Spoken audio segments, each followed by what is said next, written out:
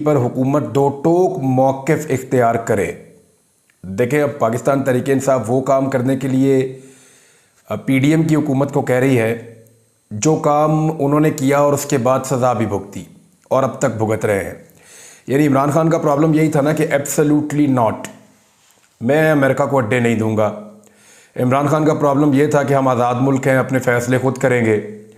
इमरान खान का ये कहना था कि हम कोई ग़ुलाम तो नहीं है, हाँ हम दोस्ती कर सकते हैं, जायज़ बात है, उसके ऊपर बैठ सकते हैं, लेकिन ऐसा नहीं होगा कि आप जो भी कहेंगे हम आंखें बंद करके यकीन कर लेंगे।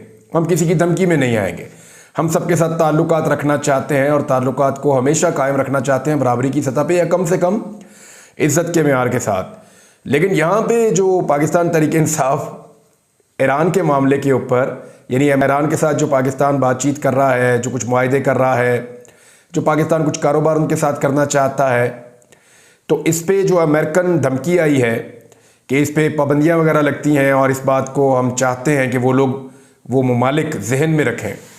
तो इशारा उनका पाकिस्तान की तरफ है और पाकिस्तान के हवाले से ही एक सवाल था जिसके जवाब में उन्होंने ये कहा था।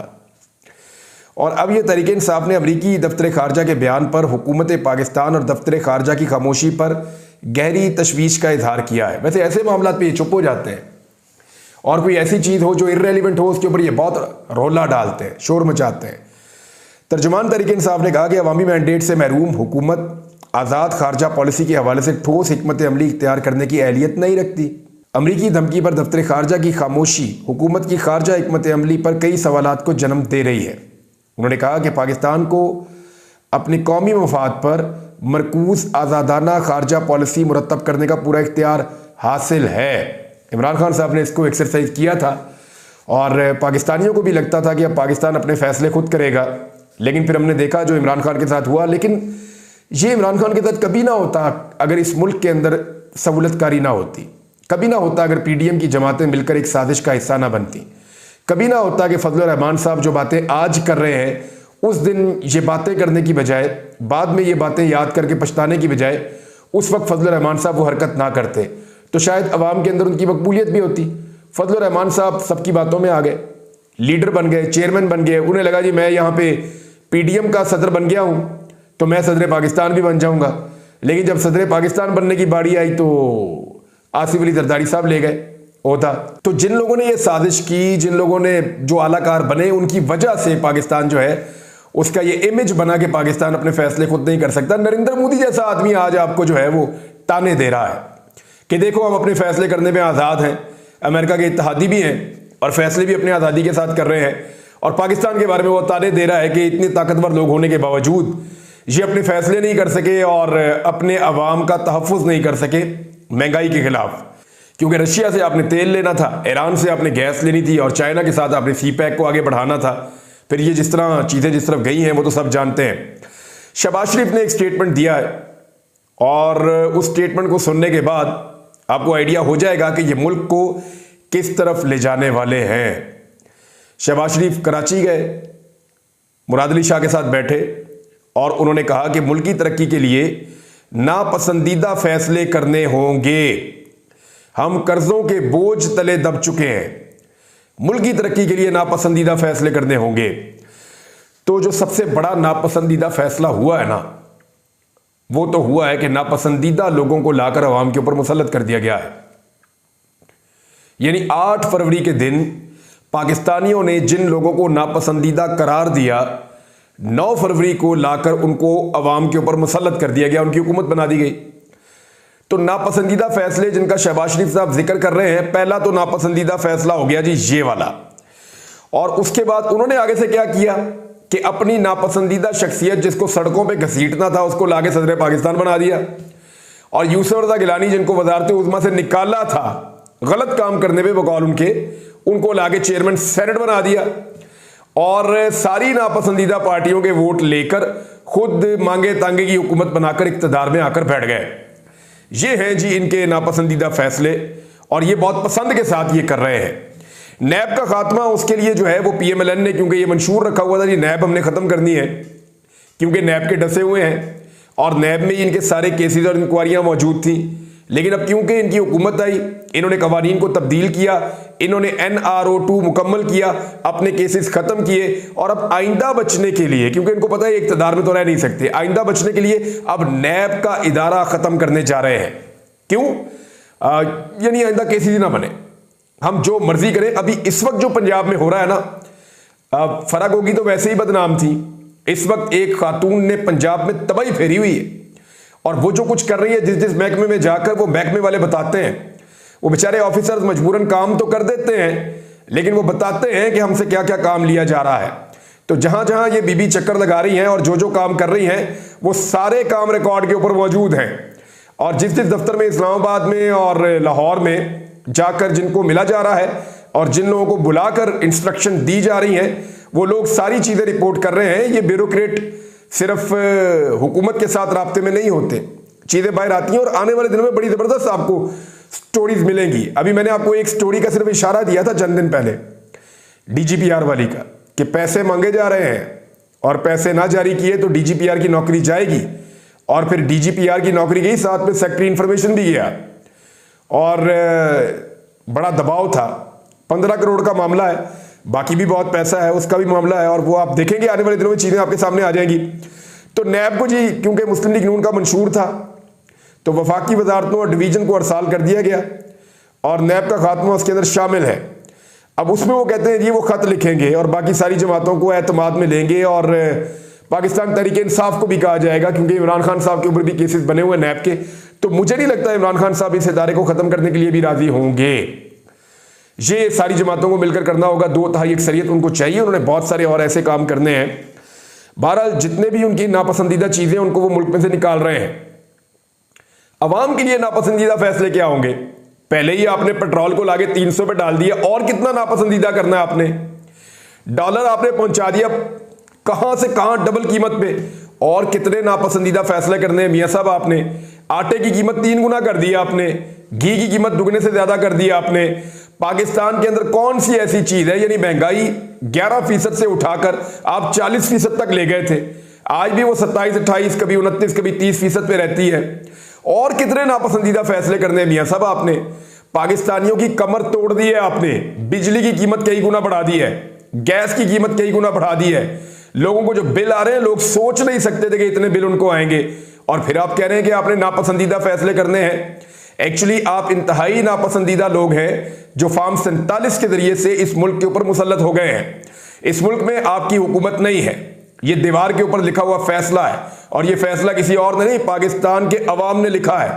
करोड़ों लोगों ने वोट दिया आपके खिलाफ, और बहुत बड़ी तादाद में आपके खिलाफ वोट देकर साबित किया कि आप लोग नापसंदीदा हैं, और आप आकर मुसल्लत हो गए हैं। और अब इतनी जबरदस्त तबाही फेरने के बाद जो आपने 2 साल में किया है, उसके बाद फिर नवीद सुना रहे हैं कि मजीद नापसंदीदा फैसले करने हैं, तो अवाम तो इसको बर्दाश्त नहीं करेगी।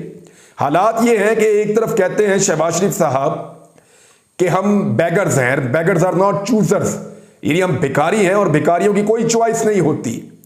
और दूसरी तरफ वही शहबाज शरीफ, यानी हरकतें आप चेक करें कि कमर्शियल बैंकों से 23% सूद लेकर जो अपने वज़ीर-ए-आज़म हाउस के अपने दफ्तर के जो मुलाजमीन हैं उनको 4 तनख्वाहें दे रहा है, बोनस दे रहा है 4 तनख्वाहों का, कर्ज लेकर 23% सूद के ऊपर कर्ज लेकर 4 तनख्वाहें बांट रहा है, 24 अरब की इजाफी ग्रांट मांग रहा है। ये जो उम्रे के ऊपर गए ना, 31 लोगों का काफिला गया उम्रे के ऊपर, 31 लोगों को लेकर उम्रे पर गए, और यहां से जाना कहां था? जद्दा, जद्दा की बजाय फ्लाइट लेकर मदीना चले गए। आना कहां पे था? आना था जनाब इस्लामाबाद, और फ्लाइट लेकर लाहौर चले गए। यानी अजीबोगरीब हरकतें हैं जो ये कर रहे हैं।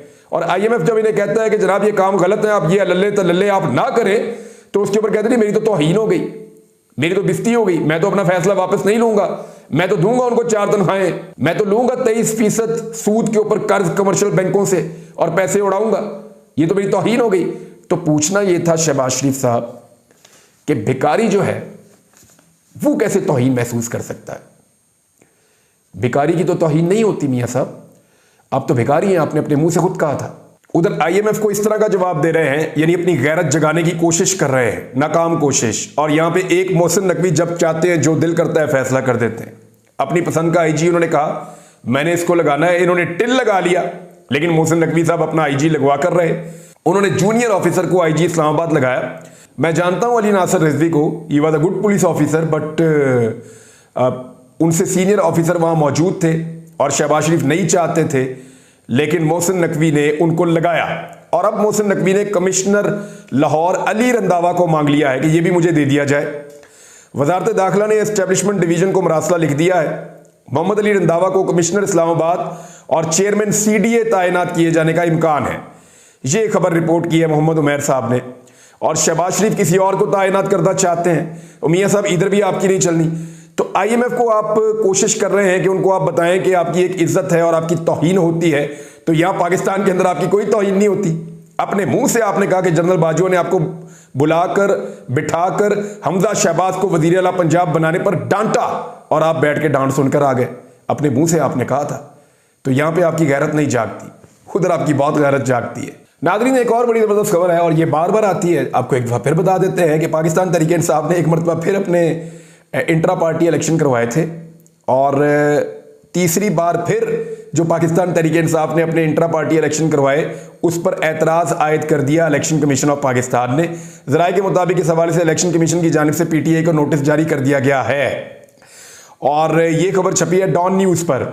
और वो बता रहे हैं कि इस सिलसिले में election commission political finance wing ने अपने नोटिस में पीटीआई को 30 अप्रैल को पेश होने की हदायत की है। पीटीआई ने 4 मार्च को इलेक्शन कमीशन में इंट्रा पार्टी इलेक्शन की तफसीलात जमा करवाई थी। अब जब तक तो सिकंदर सुल्तान राजा है ना, तब तक पीटीआई 10 दफा भी अपने इंट्रा पार्टी इलेक्शन करवा लेना, उन्होंने तब तक नहीं मानना जब तक कि उनको ऑर्डर नहीं आ जाना कि जनाब अब आप मान लें।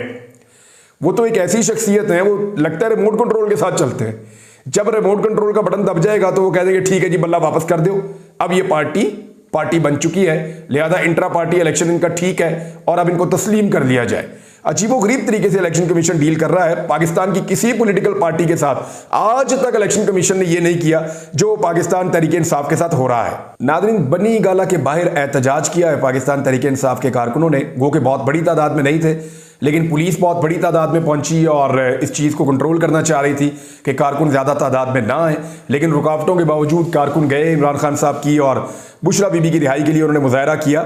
लेकिन यह बिल्कुल एक मामूली सा मुजाहरा था, लेकिन कोई भी चीज़ जब शुरू होती है तो छोटे पैमाने पर शुरू होकर आहिस्ता आहिस्ता बढ़ती है। देखते हैं कि आने वाले दिनों में पाकिस्तान तहरीक इंसाफ, क्योंकि जुम्मे का उन्होंने एक बहुत बड़ा ऐलान किया हुआ है, तो जुम्मे वाले दिन कितने बड़े पैमाने पर तहरीक इंसाफ एहतजाज कर पाती है, ये एक बहुत बड़ा सवाल है। लापता अफराद, नादरीन, ये पाकिस्तान का एक बड़ा सीरियस इशू है और लापता अफराद के ऊपर बहुत सारे प्रोग्राम्स माजी में भी होते रहे हैं, अब भी होते हैं। ये बड़ा संजीदा मामला है, पाकिस्तान के बाहर भी इसके ऊपर बात की जाती है, पाकिस्तान की बदनामी भी इस इशू की वजह से होती है।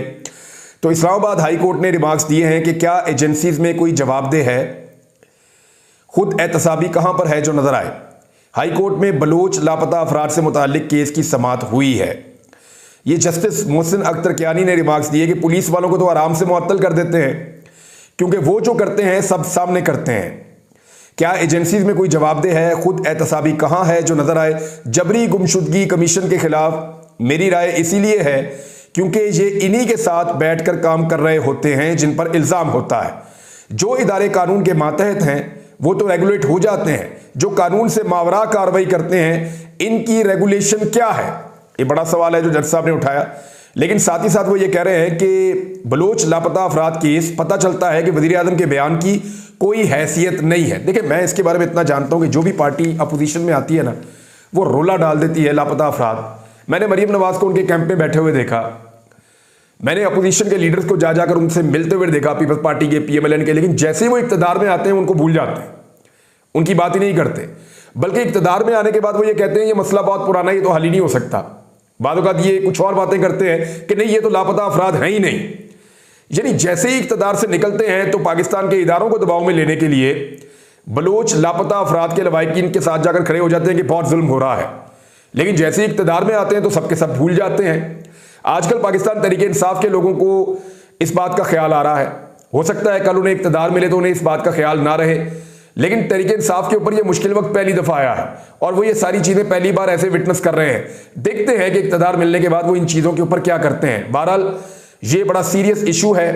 माजी में इसके हवाले से मेरे पास वो इंफॉर्मेशन भी नहीं थी, ना मैंने कभी ऐसे हालात खुद विटनेस किए थे, लेकिन मैं सीरियसली आपको बताऊं तो ये बहुत बड़ी तकलीफ है उन लोगों के लिए जिनके मासूम लोग गायब हो जाते हैं। और जो लोग क्रिमिनल्स हैं और उन्होंने जुर्म किया है तो उनको कानून के सामने कटहरे में लाना चाहिए और कानून के मुताबिक कार्रवाई की जानी चाहिए। यही कानून कहता है और यही मौक़िफ़ सबको रखना चाहिए। नाज़रीन, पब्लिक अकाउंट कमेटी में जो है वो शेर अफजल मरवत साहब से शायद कोई खौफ है तो हुकूमत ने उनके नाम के ऊपर हामी नहीं भरी। ये बात बता दी गई पाकिस्तान तहरीक इंसाफ को। तो अब जो है वो साहबजादा हामिद रजा साहब का नाम आया है कि उन्हें पब्लिक अकाउंट कमेटी का चेयरमैन तैनात किया गया पाकिस्तान तहरीक इंसाफ की जानिब से। तो देखते हैं इस पे क्या फैसला होता है। नवाज शरीफ के बारे में पंजाब में जो अपोजिशन लीडर हैं पाकिस्तान तहरीक इंसाफ के, उन्होंने ये कहा है बुच्चड़ साहब ने कि नवाज शरीफ साहब जो हैं वो चाइना अपना बिजनेस करने के लिए गए हैं। मलक अहमद खान बुच्चड़ ने ये कहा है कि चाइना का जो दौरा है नवाज शरीफ का निजी नौयत का है और वो अपना कारोबार जो है वो पाकिस्तान से चीन मुंतकिल करना चाहते हैं, इसलिए वो चाइना चले गए हैं। शेख रशीद साहब बड़े अरसे के बाद बोले हैं और उन्होंने जो स्टेटमेंट दिया वो बड़ा इंटरेस्टिंग है। शेख साहब का कहना है कि नवाज शरीफ रोटियां और नाले चेक करने आए हैं, अवाम सिर्फ 2 महीने और इंतजार करे।